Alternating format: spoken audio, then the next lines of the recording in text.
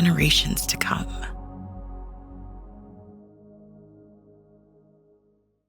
And welcome to another edition of the TDN Writers Room podcast. My name is Bill Finley. I'm a correspondent for the TDN. I also co-host the Down the Stretch radio show on SiriusXM Radio. My name is Randy Moss. I'm with NBC Sports and also the Buyer Speed Figure team.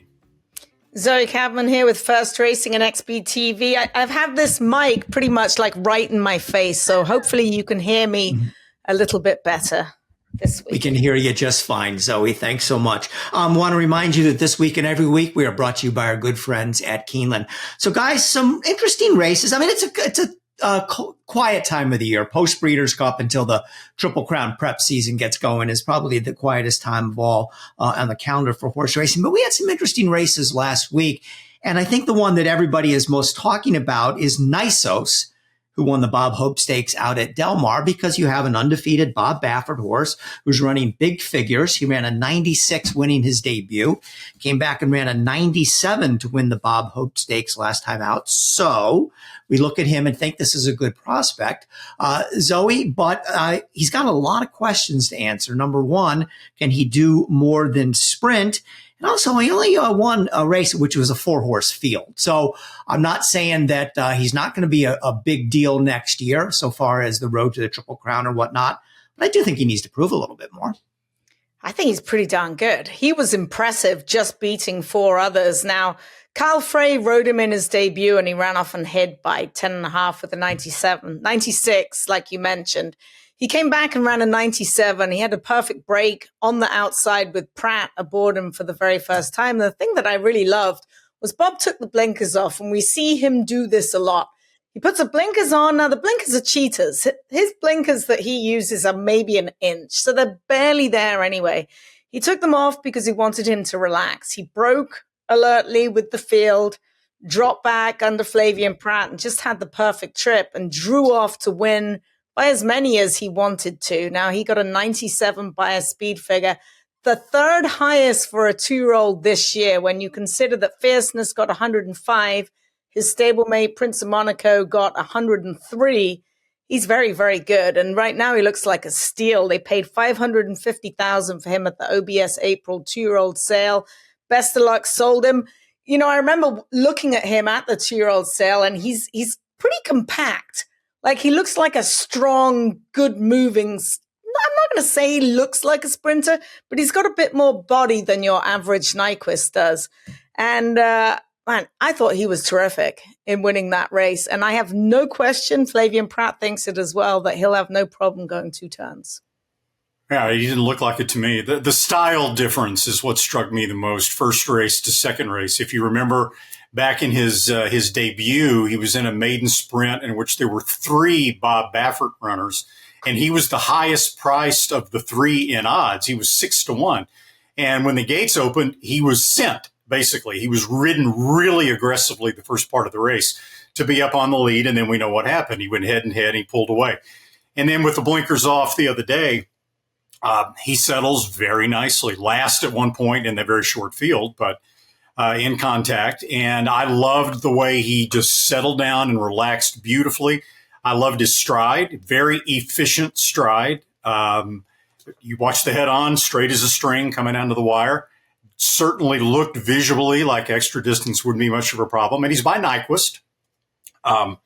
So, yeah, I mean, I think he checks a lot of the boxes. Bob's obviously got a lot of 2-year-old ammunition in his barn, probably quite a few that we haven't even seen yet that are going to come to the forefront, as they always do, in late winter and early spring.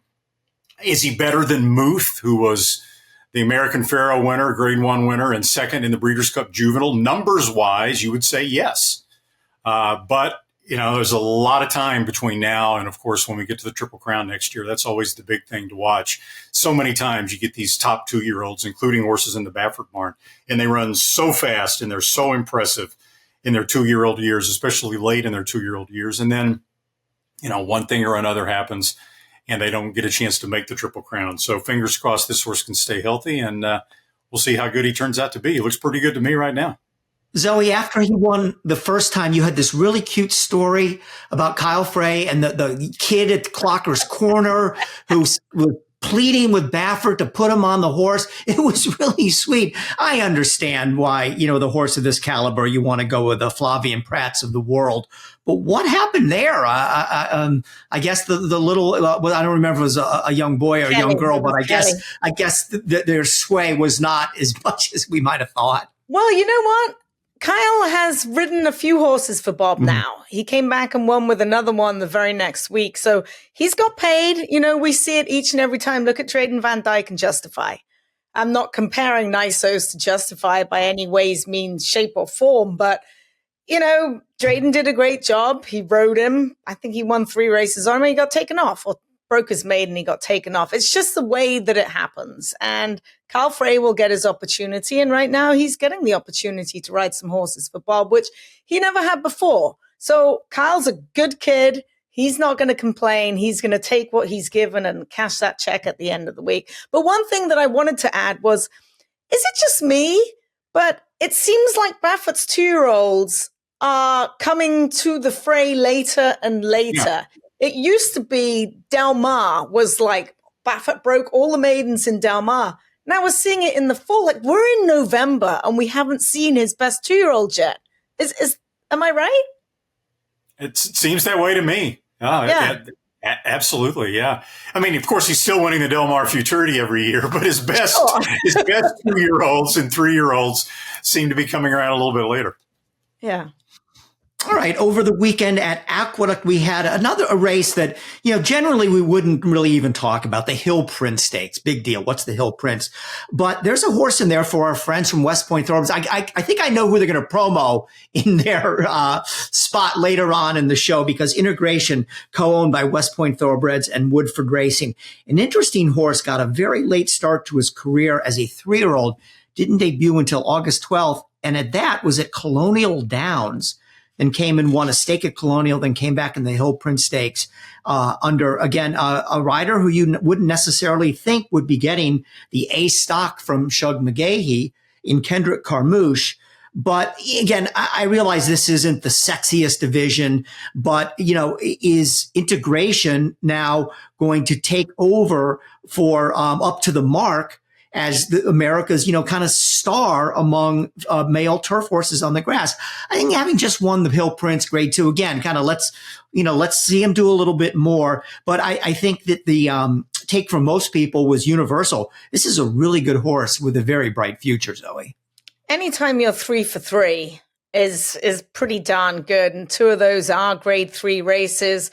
He's won his combined 3 starts by 12 plus lengths. Kendrick rode him to perfection the other day. And Kendrick's a very, very good rider and is going to make a lot of money there at Aqueduct this winter. So he's 3 for 3, owned by West Point and Woodford Thoroughbreds. We're going to talk about Integration an awful lot. So take it away, Randy. Yeah. I mean, obviously we know you can be 3 for 3 and we can be like, he's a decent horse, 3 for 3, well spotted, but this is the kind of horse where you go back and you watch the videos of the 3 races and you're like, wow. I mean, he's got that turn of foot. He's got that kind of wow factor.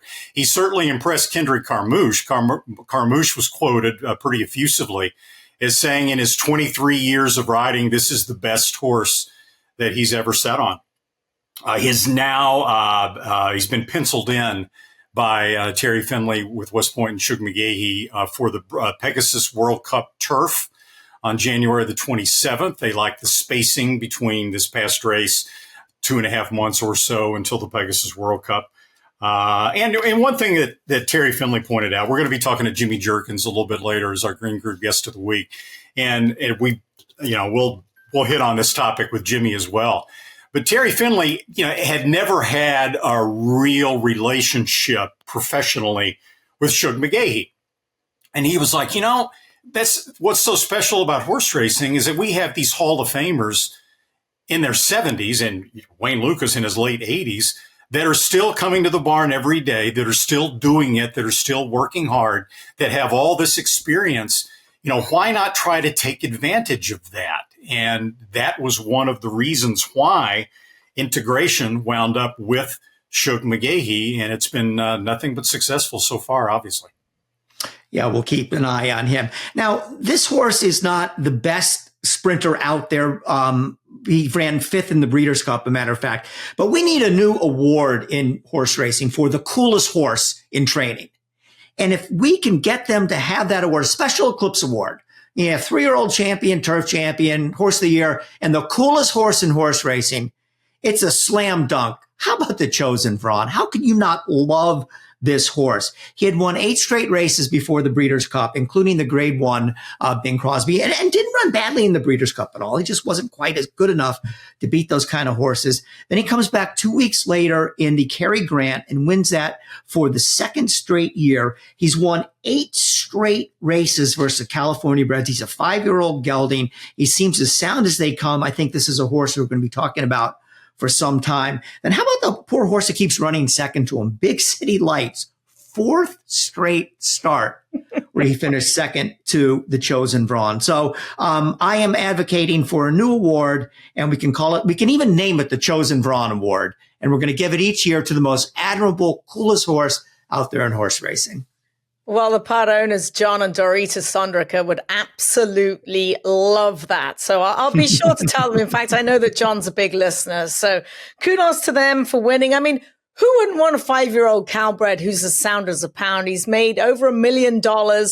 He shows up every single time. He's a Grade 1 winner. It's not like he's just beaten Calbreds. He is a legitimate Grade 1 winner who hopefully we'll see for a couple more years. And he won in a gallop the other day. Really cool little horse. And Cruel Jack's done a fantastic job with him. Yeah, they've done right by the horse. When the horse has needed time, they've given the horse time. They've been very patient with him at times, and it's paid off. They've spotted him well. You had to try the Breeders' Cup Sprint. You're in Southern California. The horse has won 8 races in a row. He's coming off a stakes win against Open Company. You got to give it a shot. Okay, he was over his head in there, as it turned out. Didn't give up. Tried hard. This race pops up 14 days later. And Cruel Jack was quoted as saying, I don't want to run him back that quickly in a perfect world, but there's really not much on the horizon for him immediately after this race. He came out of the Breeders' Cup well. I'm just going to put him back in here. And, I mean, the horse has won 10 out of 12 lifetime starts against California breds. So he dominates in a situation like that. Really, really cool horse. The TDN Writers' Room is brought to you by Keeneland. Make plans to attend the Keeneland January Horses of All Ages sale, taking place from January the 8th to January the 11th. Keeneland January Horses of All Ages sale is noted for high-quality broodmare prospects and short yearlings, and for being among the final opportunities for breeders to obtain stock as the breeding season nears. I'll get through this eventually. Supplemental entries are still being accepted. We'll be right back after this message from Keeneland. At Keeneland, a horse will always be measured in hands. Hands that see, that sense, that speak. Hands that hold our sport to a higher standard. Not for our sake, but for theirs. For the love of the horse. For generations to come. Each week on the TDN Writers' Room, we bring you the fastest horse of the week, sponsored by the Fast Sires at WinStar Farm. This week's Stallion Global Campaign. Fast son of Curlin, who had 18 six-figure yearlings sell this year to some of the top names in the business, and whose first 2-year-olds will hit the track in 2024. Global Campaign won 6 of his 10 starts on the track, including the Woodward Stakes, earned 4 triple-digit buyers, and pedigree-wise, he's a half-brother to Bolt Doro. That's Global Campaign, standing at WinStar Farm. Fastest horse of the week this year, ×3. We had a 3-way tie, each with a 100 buyer speed figure. We've talked about the Chosen Vron winning the Cary Grant on Del Mar on Saturday. The second one, also at Del Mar on Friday in an allowance race. Fort Bragg from the Bob Baffert stable won very impressively. Finally back on a fast track, and he's now being pointed, we're told, for the Malibu Stakes at Santa Anita. And then Aggregation on Sunday in an allowance race at Aqueduct. A 1-mile allowance also earned a 100 buyer speed figure. Owner Seth Klarman had Aggregation in the November Horses of Racing Age sale, pulled him from that sale, and he may be glad he did. Chad Brown, the trainer there of Aggregation.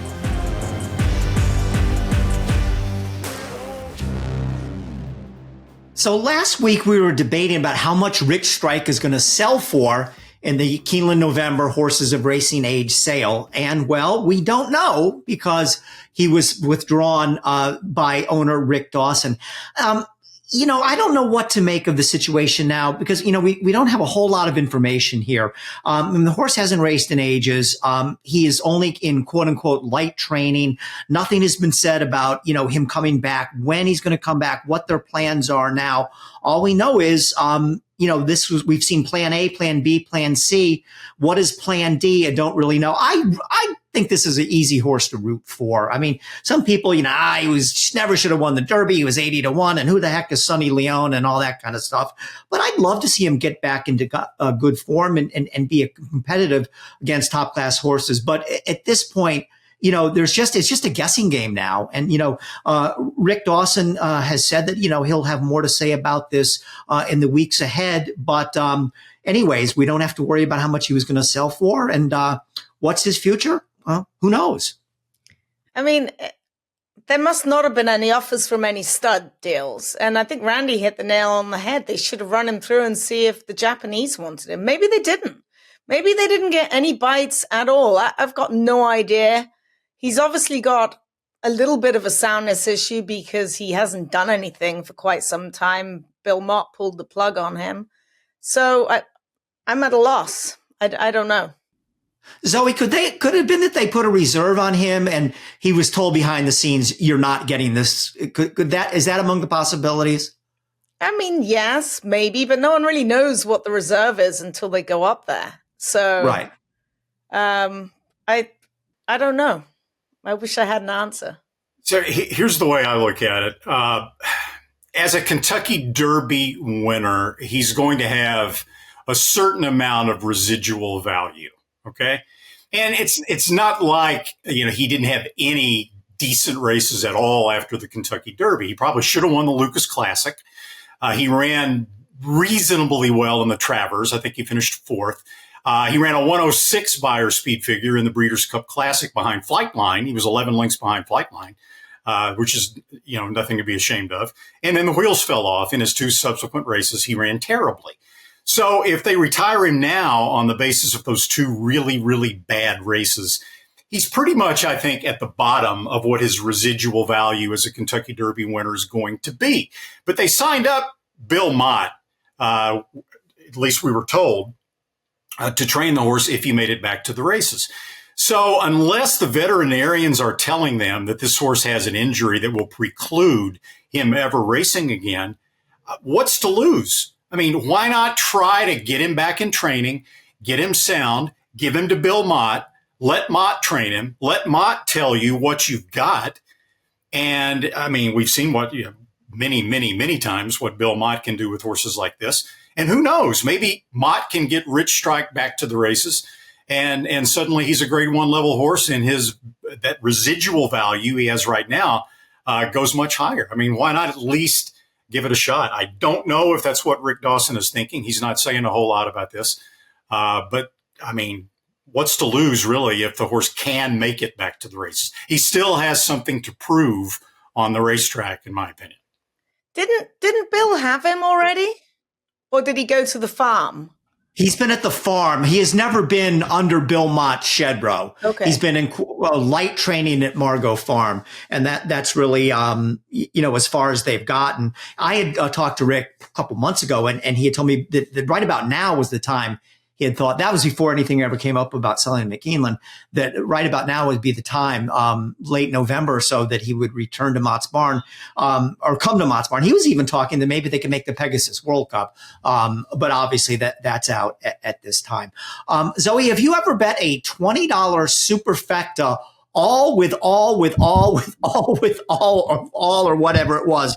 I haven't. No one else in their right mind has.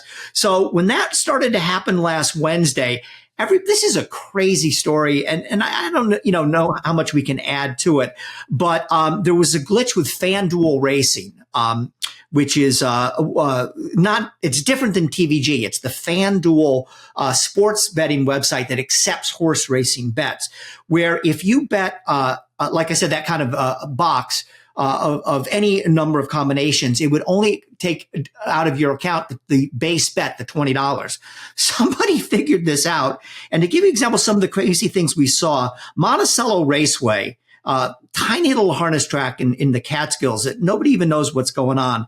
In the sixth race on last Wednesday, the betting was $1.45 million on the Superfecta. Normally it's about $8,000 or $9,000.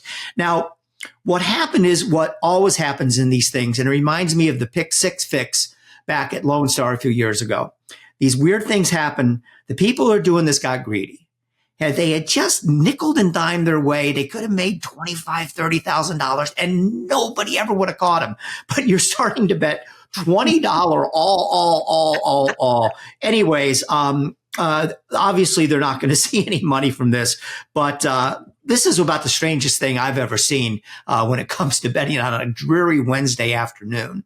And yeah, it was a pure glitch on the FanDuel website, not through TVG. Apparently the person that spotted it put some screenshots up and word got out. Like, keep it yourself, dude. I mean, Really? why are you Yeah. screenshotting it? Just do it. What happened was, I think it was one of the biggest alerts was a 7-horse field.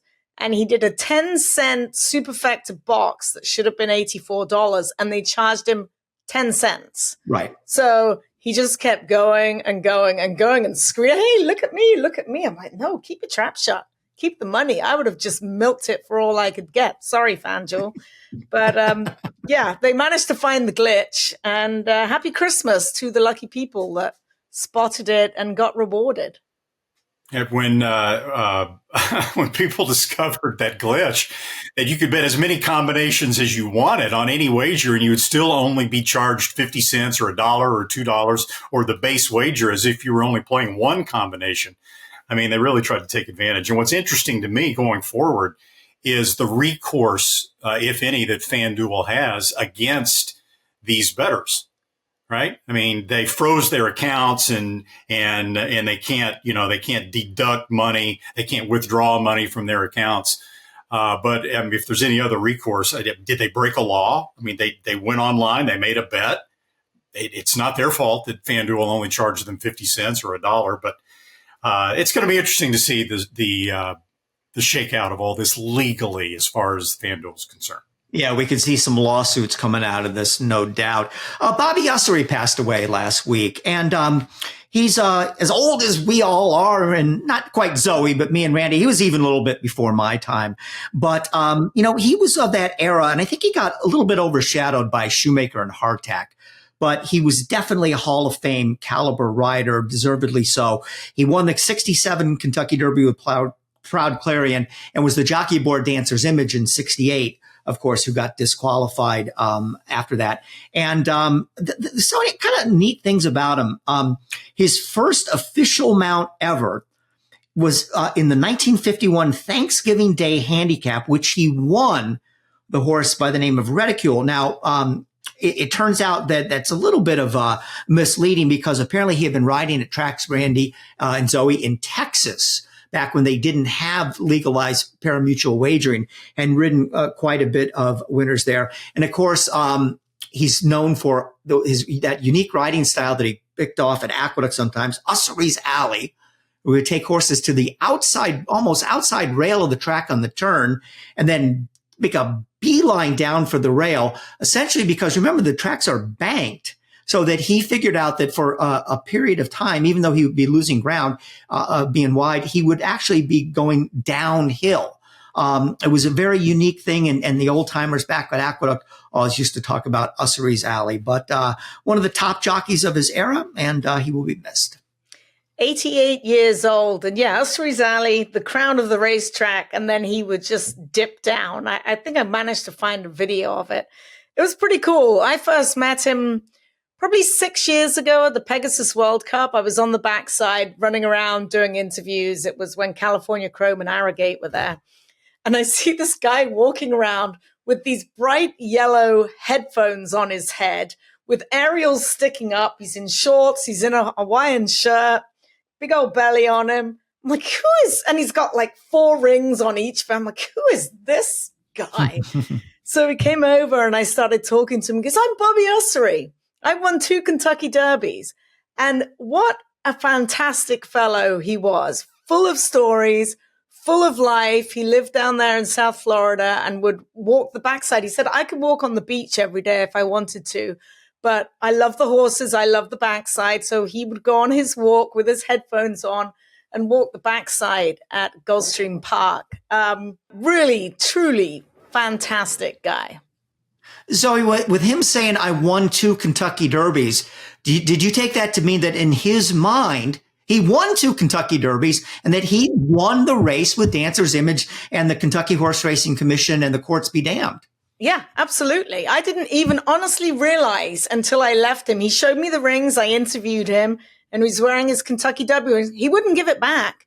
The Dancer's Image one, he kept the trophy, he kept the ring after the Butte Positive. He said, I won the race. It's their fault they got DQ'd.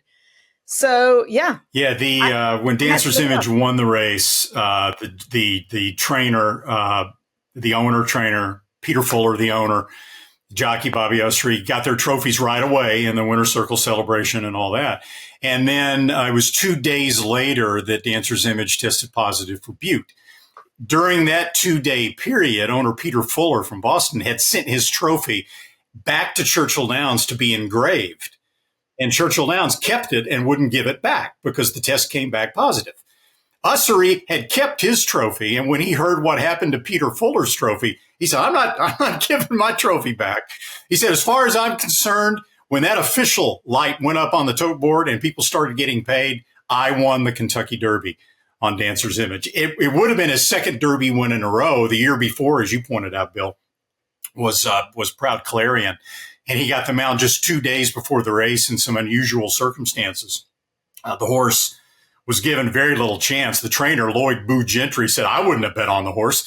He was 30-1, and yet Ussery beat Damascus and some other top horses in there to pull the big upset. When Zoe said she met Bobby Ussery on the backside at Gulfstream Park, I thought she was going to say she met him at Starbucks at Gulfstream Park, because that's where I met him. That's where Bobby Ussery would hold court every morning in Hallandale at that Starbucks in the shopping center right across the street from Gulfstream Park. He'd sit out there on the patio in his chair, and he'd have a bunch of his cronies all around, and they'd all be telling stories.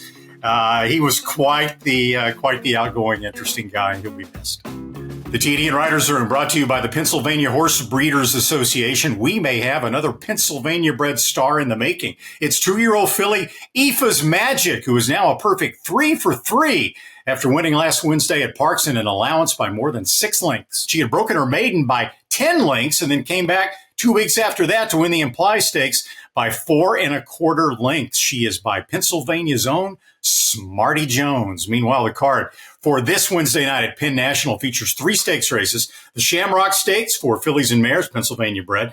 And then next Tuesday, Parks features the Pennsylvania bred Nursery Stakes for 2-year-olds. Both those races worth $100,000. And don't forget the last leg of that $1 million 2-year-old PA sired PA bred stallion series, December 27th, 2 $200,000 races at 1 mile and 70 yards, Colts and fillies.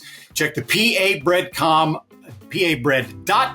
website to make sure your 2-year-old is nominated, or you can just email at info@pabred.com.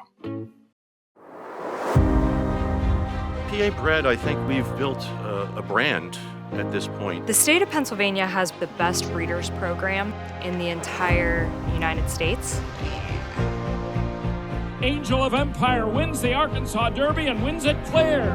Caravel in the Breeders' Cup Turf Sprint. Pennsylvania and the PHBA have the best state-bred program in the country, bar none. The best Breeders' Awards and Stallion Awards in the country. The TDN Writers Room also brought to you by The Green Group, a tax accounting and advisory firm specializing in the thoroughbred industry and designed to save you money on your taxes. And we welcome in now the Green Group guest of the week. It's Jimmy Jerkens. You, of course, remember him from his many years as one of the top trainers on the New York circuit. And recently, and it was not his first choice, and we'll get into that, he moved his base of operation. He moved to Saudi Arabia to accept a job as a private trainer there. We welcome Jimmy now. Jimmy, I interviewed you back in the summer when you just got in there and you hadn't won a race yet, and you frankly seemed pretty discouraged. But lo and behold, you look at your record now. I believe this is up to date. You won 12 races out of 60 starters. That's 20% clip since October 28th. You've won 6 races. What's been the difference? Why are you now getting to the winner's circle? It's hard to say, but Taif's track is so deep and slow. I think they needed a run over it, to be honest with you. And most of the horses ran back in Taif better each succeeding start. So and they weren't overrun. They weren't over raced in Taif like some of the horses are. And we came home to Riyadh with some fresh horses, and they popped right away. So, Jimmy, we all know over here there are differences between, Saratoga and Belmont and Saratoga and Monmouth. My God, the differences between New York and Saudi Arabia have got to be just absolutely immense. What are the biggest differences in your profession and doing what you do, where you are now compared to what it was like in New York? Well, like you said, though, the track condition mostly. The track here in Riyadh it's beautiful. It's got a great bounce to it, and I'm not really sure of the composition of it, but it really has a nice bounce to it. It's much, much faster in the mornings though than it is in the afternoon races and night races. So you got to be kind of tricky there. A horse might fool you with his works in the morning, and then in the afternoon still get tired because it is much different for some reason. I guess from drying out from the sun all day has something to do with it, but. The horses are, the horses I have nice horses. They're tough. Most of them hold up they love to train, and, they're quality horses, and they're starting to round to form, and, seem to be benefiting from training hard, and you don't see much. Most of the style here is to run. I see you see the same horses running every week, and, really? We took a kind of a different approach. We kind of wanted to see what it would be like to send a kind of a fresher horse over there. I've been here a little over 5 months, like 5.5 months, and I think I only have one horse that's run 4 times. So I'm trying to meet it out a little bit and even it out the starts so they stay a little fresher and they get stronger instead of getting knocked out. But I get some resistance. They want to. The Prince's men want to run a little more sometimes than I do, and sometimes I talk them out of it, and then other times I don't. It all depends on the situation, but we all get along great, and it's Saud and Saad have been great to me, and my help at the barn is just second to none. It's so great to just come in and everybody be so loyal.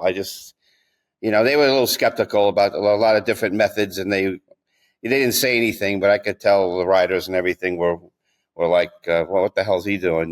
But they're all on board now, and everything's working out good. So just hope it continues. So that the help are all locals? Yeah, the riders are Saudi, and the grooms are mixed. They're Ethiopians, Moroccans, and Indians and Pakistanis, and and they're all there to work, and they work 7 days a week, and they do a great job, and they got to walk their horses to the track every day. It's a good 20-25 minutes away. So and there's 2 horses per groom, and there's no such thing as a hot walker here. If I see a guy having trouble watching his horse or managing his horse when he takes the tack off him, I'll run over there and hold him when you get a nasty one. But they don't really, they kind of frown on it. They kind of want you to leave them alone with their horses. And most of the time it works out well. Like I grabbed a horse the other day and he bit me and then kicked him. So I said, you're on your own here. So it's different. It's different that way, but they love their horses. I've never seen one get mad at one. It's unbelievable. And I could see it. I could see a lot of instances where boy, this guy needs maybe a kick in the belly, maybe, but they never do it. It's great to see. They love their horses, and they love the job, and I'm very happy with it. So, Jimmy, great to see you. What have been the biggest challenges for you when you first went over there to have to adapt to? I mean, climate, language, meters as opposed to furlongs. I mean, I'm drinking a cup of tea. Show us what you're drinking right now. Fake What wine. are we drinking there, Jimmy? Non-alcoholic red wine. Yeah. Well, that's there you are. But yeah, like you said, the language barrier was tough, and just learning the horses basically. I was kind of upset with the amount of information I got when I got here. You don't have past performances to look up. You don't have, even when you're running a race, you don't know who the speed of the race is unless you remember from last time. There isn't really any documentation of what's going on. So like I said, now I know a lot of the horses by memory and if they have speed or not. So a lot of pace setters are used here for that reason, because, well, we want to ensure a decent pace for our other horse. And sometimes you say, well, there's got to be a sufficient pace in here. I don't think that's necessary.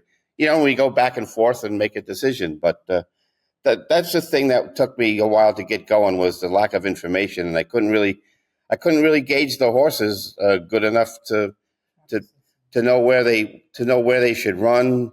There's a rating system here. There's no one other than, two other ends, three other ends, dropping a horse down. There's none of that. They drop your horse down. Let's put it that way. If your horse runs bad a couple of times, his rating will drop, and then you look for a race where the rating's lower. But that takes a good while, and of course, no one wants to do that. So you don't have to worry about your owners wanting to cash a bet, Jimmy. No, no, unless there's something going on the side. I don't know, but that's strange too. I mean, you just go over there in the races. There's people at the races, and it's there's no hustle and bustle of who's betting on who or nothing. It's just racing. It's strange, but it's kind of good. And the horses, I'll tell you, the horses are getting better and better here. You can't believe the pedigrees you see. There's a horse, he hasn't been running any good, but there's a horse here by Warfront out of Lady Eli. His name is HMS Endeavor, and he's been running terrible, but it's been all dirt. So I guess they're just waiting for the turf to open up. But a horse just won here the other day that Brittany Russell had in the States by Justify, out of a mare I had for Peter Blum named Spark. His name was Rebellious Stage. He was bought for $200,000 by King Abdulaziz, who's, they call it the white stable. His silks are white with a red stripe and a green helmet, and he's very, very strong this year, especially with the young horses. And there's a lot of, I don't know how he did, but he came up with there's a lot of American pedigrees, and they're cleaning up here. Jimmy, let's go back a few years ago, and you were a top New York trainer. You obviously, everyone knows who your father was, a person that most people would describe as a genius. You were doing well, winning races. Lo and behold, the last couple of years before you left for Saudi Arabia, you yourself admitted you weren't making a living. You couldn't keep your head above water. You were winning very few races a year. What happened? How did you go from the Jimmy Jerkens of maybe 1990 to the Jimmy Jerkens, or 1995 to the Jimmy Jerkens of, say, 2021? I don't know. It's really hard to say, in that capacity, how it happened that bad. I mean, I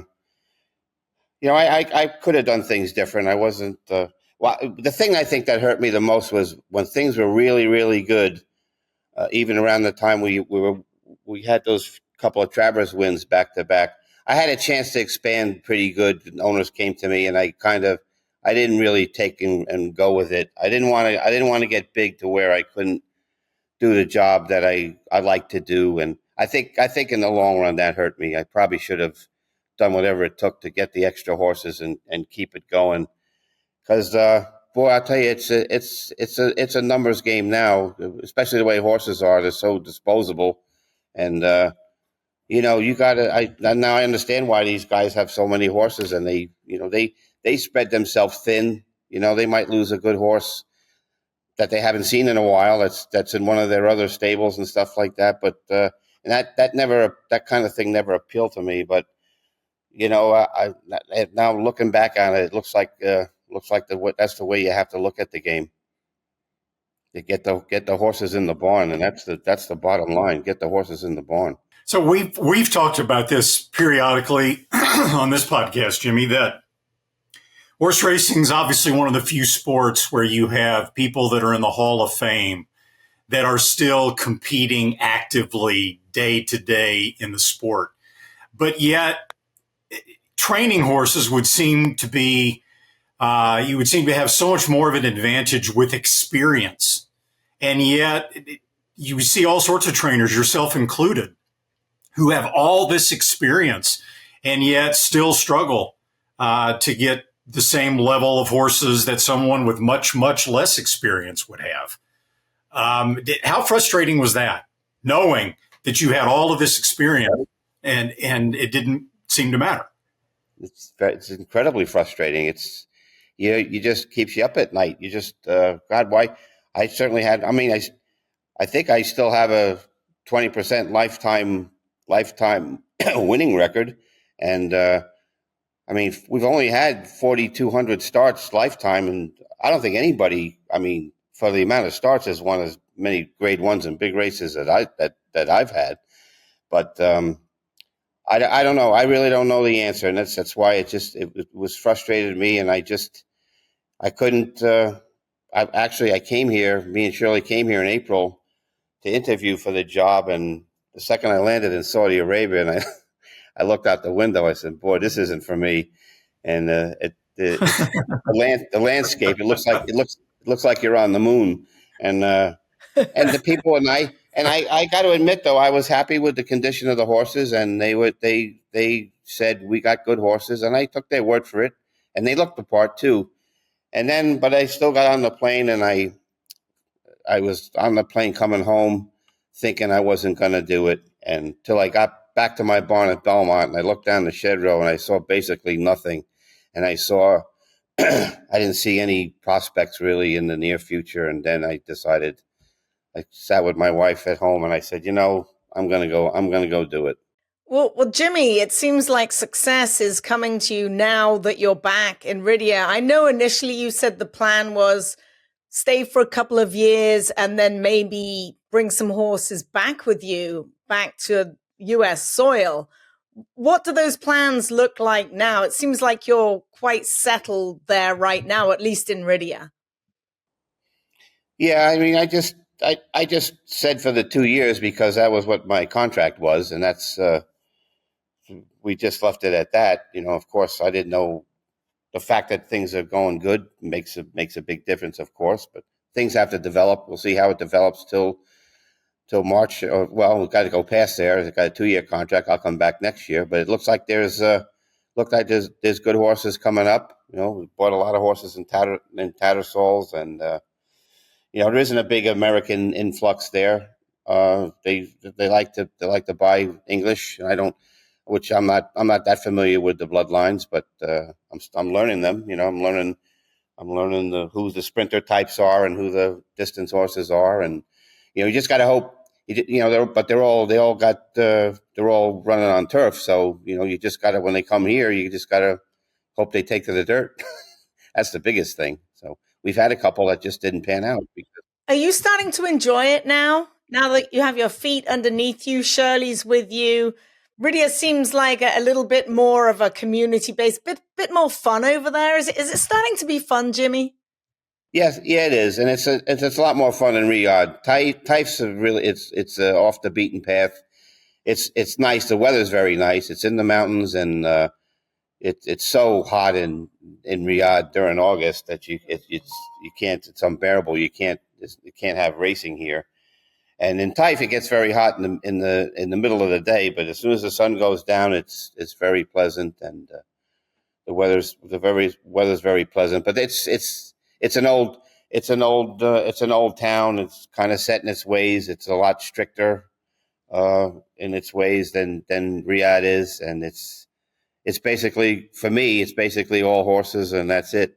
Which is okay. I mean, go to bed and get something to eat, go to bed and get up and take care of the horses is pretty much what Taif was like. But and it's not much different in Riyadh, to be honest with you. But at least if you want to do something, you can, Jimmy, how many horses do you have? And do you have any that we'll see on the Saudi Cup card? We have about 55, and we should have quite a few in the Saudi Cup days. We have a lot of open horses and a lot of cup style horses. Like I said, a lot of them are up in age. We have some that are like 5 and 6 and 7. We're a little light on the 3-year-olds this year. It wasn't by design, but it's just unfortunately they had to buy a couple of 3-year-olds at Tattersalls. One by Dubawi, who I haven't run yet. His name is Tabaretta, who I really, really like. And there's a race for straight 3-year-olds, which is you don't see much in the program this late in the year. One for straight 3-year-olds going 1,600 meters in another 3 weeks that I'm looking to run him in, and then hope he runs big and takes off from there. But there's a lot of very useful horses, and we got a lot of horses that are really, really rounding into form. So with any luck, we should be busy Saudi week.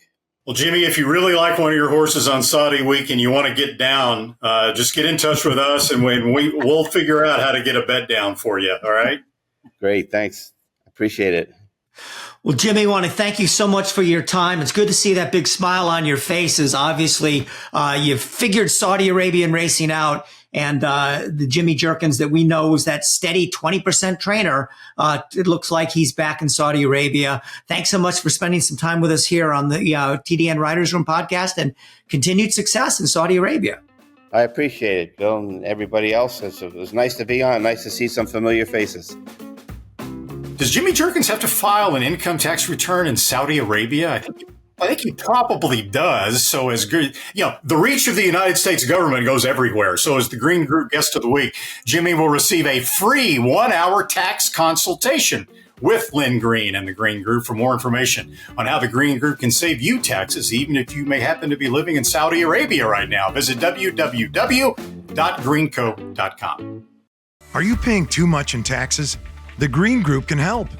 There's a reason the most successful owners, breeders, and horsemen select the Green Group as their tax advisors. They save you money and share successful strategies. Over the past 40 years, the Green Group founder, Len Green, has owned and bred some of the best racehorses in the history of the sport, like Eclipse Award-winning champions Jaywalk and Wonderwheel. His DJ stable competes at the highest level and has received the game's most prestigious honors. Len Green's in-depth, hands-on industry knowledge, combined with cutting-edge tax-saving strategies, has produced positive results for his clientele and has made the Green Group the top-rated accounting and tax firm in the thoroughbred business. For a confidential and complimentary consultation, contact us at 732-634-5100 or visit our website at www.greenco.com. The Green Group, proven strategies to save you taxes. Quality Road, proving Lane's End's tried and true stallion making tradition, a tradition that leads to success for our partners and our stallions. Quality Road has sired multiple Eclipse Award and Grade 1 winners, including champion 2-year-old colt Corniche, champion 2-year-old filly Caledonia Road, champion 3-year-old filly Abel Tasman, and multiple Grade 1 winner City of Light. He's a leader of his generation. Quality Road, a stallion that stands above the rest. The TDN Writers Room is brought to you by Lane's End. The Lane's End Stallion of the Week is Quality Road, the sire of the exciting 3-year-old Integration. I told you we'd be talking about him a lot today. He was dominant in winning Saturday's Grade 2 Hill Prince Stakes at Aqueduct. Integration is now 3 for 3, including a win in the Grade 3 Virginia Derby, and may point next to the Pegasus World Cup Turf in January, according to his trainer, Shug McGahey. Quality Road is the sire of 15 Grade 1 winners and 3 champions. He stands for a mere $200,000 at Lane's End. Quality Road's initial trainer, Jimmy Jerkens. Right?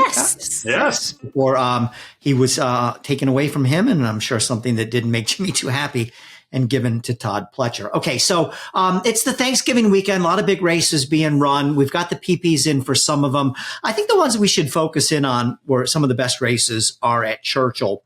Where on Friday, they had the Mrs. Revere, and the big race on the card is the Clark Stakes, recently downgraded to a 2, 600,000. It looks to me like the kind of race where you don't have any stars in here right now, but you got a couple horses that really could, I think, start making a name for themselves. And, as we're looking forward to who's going to be the better horses of 2024, might be somebody to come out of this race. First Mission won the Lexington Stakes and then had a long layoff for Brad Cox, came back in October at Keeneland and won an allowance race there. It looks like he'll be the favorite. Gasoline for Todd Pletcher. This will be his stakes debut, but his buyer numbers have really been moving up. He ran a 99 last time out. Horses that fit into that kind of category. I'll go with First Mission for Brad Cox. You also have Straight Arrow, who New York bred, who won the Empire Classic. This will be his first try against Open Company Stakes runner. So decent race. No one that really jumps off the page, Zoe, but I think maybe we'll have someone out of this race we might be talking about next week. Yeah, First Mission is the obvious one that jumps off the page. He's a 3-year-old here. He's won 3 of 4 lifetime starts for trainer Brad Cox. He'll get sires. He's on a 3-race win streak, so why not First Mission? But I'm rather partial to Straight Arrow, especially for the fact that he'll get Florent Giroux, should have a front-running trip up there. And Mike Deeney is probably one of the most underrated horsemen that you'll have out there. He gets these horses. He doesn't have a big stable. He ships them around and he wins, more importantly. Just a good guy and a great horseman. So rooting on Mike Deeney in Straight Arrow. I'm going to take a shot with the horse that Bill mentioned from the Pletcher barn, making a stakes debut, Gasoline. I know you look at some of these horses like First Mission and others who have all sorts of graded stakes experience, and Gasoline's run 11 times, and this will be his very first stakes effort. But it looks to me like in his last couple of races, they've performed a little bit of a strategic change in the way Gasoline is being ridden. He'd been up on the pace in most of his recent races, and then decided to take him back a little bit. He's 2 for 2 with that new running style, including a big 5-length win last time over Giant Game with that 99 buyer. So 5-1 in the morning line, top buyer speed figure. That's good enough for me. I'll take Gasoline in that spot. Saturday at Churchill is that this is a fun card. I look forward to this every year, that all 2-year-old racing, the entire card, including 3 stakes. And I want to start off with the Ed Brown Stakes at 6.5 furlongs. Normally, again, this is probably a race we wouldn't spend much time on, but we have the Churchill Downs version of Nysos in here, the horse that we were talking about at the beginning of the show, and that's Booth. Trained by Steve Asmussen, broke his maiden by 5 3/4 lengths and got a 96 buyer. That was on October 7th at Keeneland, comes back here at 6.5 furlongs. Can he pull a Nysos and go 2 for 2 and run another high 90s buyer? Well, it certainly would seem to be within the realm of possibility. A difference if you're going to compare these two horses, first of all, Booth hasn't won that second race yet, but he's by Matoli. So there would be legitimate questions about whether or not his career is going to be as a sprinter. Nothing wrong with that. Steve Asmussen has won a ton of money for his owners with some very fast sprinters. Maybe Booth will be one of his 3-year-old stars of next year. Oh, I don't see why not. Matoli's had all kinds of runners. In fact, they've been running very well long as well, which is surprising. They've got a good bit of leg on him. This one costs $225,000. If anyone can stretch a horse by Matoli out, it's going to be the trainer of Matoli, and that's Steve Asmussen. He was terrific breaking his maiden there at Keeneland. Nash came back to win. He gets a good, advantageous draw on the outside. And hey, he already beat 10 others in his maiden race. He was drawn 6 of 11, and he drew off and won like a good thing. It's definitely his race to lose. On Sunday, in a maiden race at Churchill Downs, a 6-furlong maiden race, a TDN Rising Star was unveiled, which happened to be a horse called Carbone, who is trained by Steve Asmussen, owned by the same ownership, Bill and Corinne Heiligro, and a son of Matoli. So, yeah, Matoli and Asmussen have really been clicking on all cylinders here lately. So, we'll see if it continues. All right, the two graded stakes races on the card. One for fillies, the Goldenrod. That's the 10th race. This race came out pretty tough. Again, there's some horses in here that need to move up and prove that they can win at the next level. Central Avenue was second behind Just FYI in the Frizette. Nothing wrong with that, knowing what Just FYI, of course, came back to win the Breeders' Cup Juvenile Fillies. West Sunset is coming out of a big blowout win in the Rags to Riches Stakes, owned by Gary and Mary West, trained by Brad Cox by West Coast. A homebred horse I like, though, is Torpedo Anna, trained by Ken McPeak. See, Randy is nodding in agreement. This horse last time out, I don't know who she beat, but she just crushed the horses in that race. Allowance race at Churchill on November 10th, coming back for modern standards a little bit quick in 15 days. That was a huge win. And, it goes a little bit unnoticed and doesn't quite get the credit he deserves. This horse cost $40,000 at the sales. Kenny McPeak has turned a lot of horses that cost under six figures into, big time stars. Is this another one? We'll find out on Saturday at Churchill. But this is a good race. I'm looking forward to it. We're going to talk about the Kentucky Jockey Club afterwards. The filly race is the best race of the day. It's a much better race than the colt race. Well, I think you hit the big three on the head there. Central Avenue, West Sunset, and Torpedo Anna. And Kenny McPeak gets plenty of praise for picking out cheaper horses and winning with them. He does a very good job indeed. This filly didn't get the best of trips last time, and she just ran off and hid, winning by 9 under Hernandez, who rides back. She's drawn on the outside. Central Avenue will be flying under the radar just a little bit. She got a horrible trip last time against Just FYI in the Grade 1 Frizette. So don't discount her, but those are definitely the top three that you need. Yeah. No fig for Central Avenue, so I'm tossing Central Avenue. West Sunset, she got a Rags to Riches win by 6 3/4 lengths, trained by Brad Cox. But it was on a sloppy racetrack, an uncontested early lead that she's probably not going to get here. That's the kind of horse that you typically try to take a shot against if you're betting. So I like an exacta in here. I like Torpedo Anna, Bill's horse, with a horse called Intricate from the number 2 post position, Brendan Walsh, son of Gunrunner.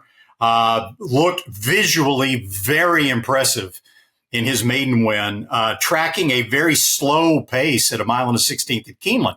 A lot of times, if they're going a really slow pace, it's hard to visually make a huge move into very slow fractions as they're speeding up. But this horse did it and was very eye-catching, that move that he made. Drew off and won nicely. So that's my Goldenrod exacta, Bill. Torpedo Anna and Intricate. Back and forth. Back and forth.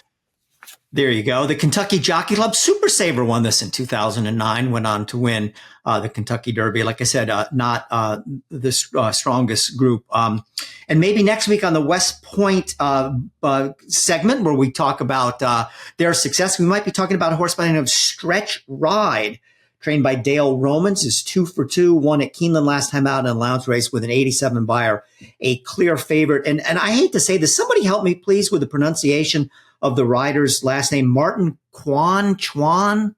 Anybody? Chuan. He's winning 24% at the meet, but he's only had 20 winners on the year. So, and this horse originally sold for $5,000, but I believe was then pinhooked and sold overseas. If I'm correct about that, we'll have to, this is definitely the horse that I think was sold at one of the European sales after the $5,000 sale at Fasig tipped in October, but originally sold for $5,000 and would be the favorite in a grade 2 for $400,000. How about Awesome Road too from Brad Cox? Looked very good winning his maiden. I have no idea what happened to him in the Breeders' Futurity where he ran up the track. If you can draw a line through that race, he certainly got a chance, Zoe.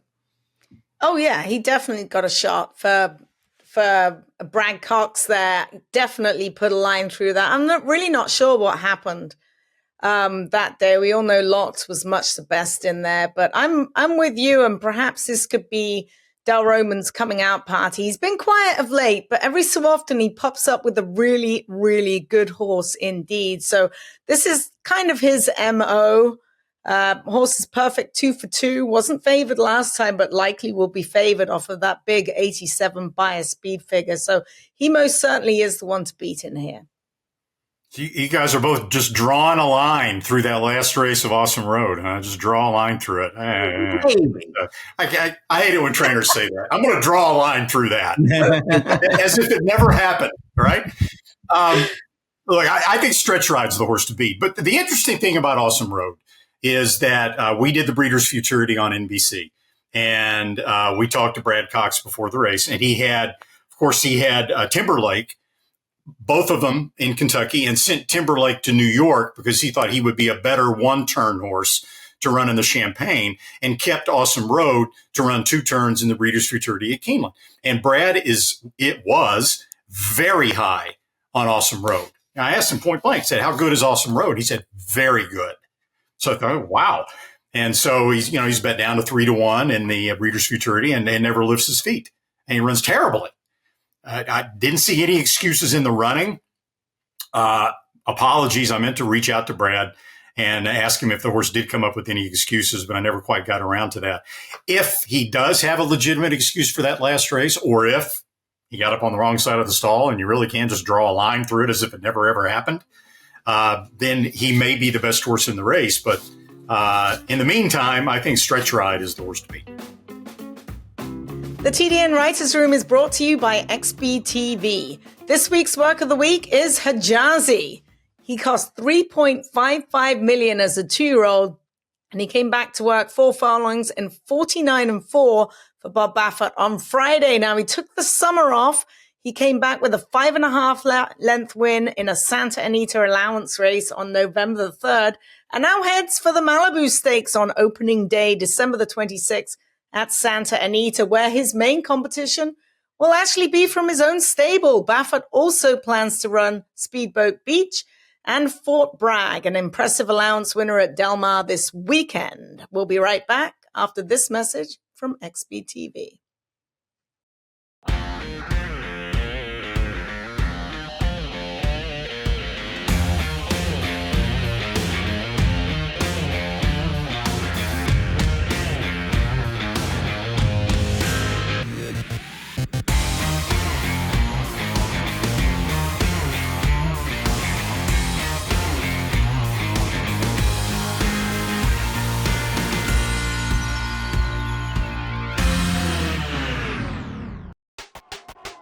All the thrills. Fraction of the bills. Experience the power of the partnership. Change your life, make new friends, and compete at the highest level of thoroughbred racing. West Point Thoroughbreds, the gold standard in racing partnerships. Visit westpointtb.com. The TDN Writers' Room brought to you by West Point Thoroughbreds. So we called it earlier in the program. Bill called it as well. We were going to be talking a lot about integration because West Point Thoroughbreds is the co-owner of Integration, who we've already told you and showed you. Wrapped up his 3-year-old season in a big way with that win in the Hill Prince Stakes, now a perfect 3 for 3, and gave the West Point partners plenty of reason to be excited for what's to come in 2024, as he's being tentatively pointed, if all goes well between now and then, by West Point and Shug McGahee for the Jan 27 Pegasus World Cup turf. Between now and then, there is plenty left on the table for West Point in 2023, more than a dozen horses scheduled to run over the Thanksgiving holiday weekend, most of them at Churchill Downs, Giant Game in the Clark, Stretch Ride, who Bill just pointed out, running in the Kentucky Jockey Club, and the combo of Northern Invader and Ohana Honor in the Commonwealth Turf. Are you interested in joining a West Point partnership, which can vault you into the world of instant camaraderie? To learn more, visit westpointtb.com.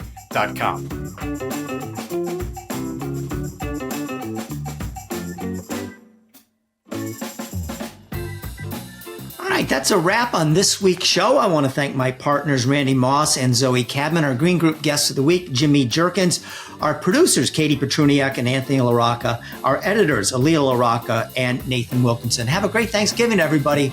We'll talk to you next week.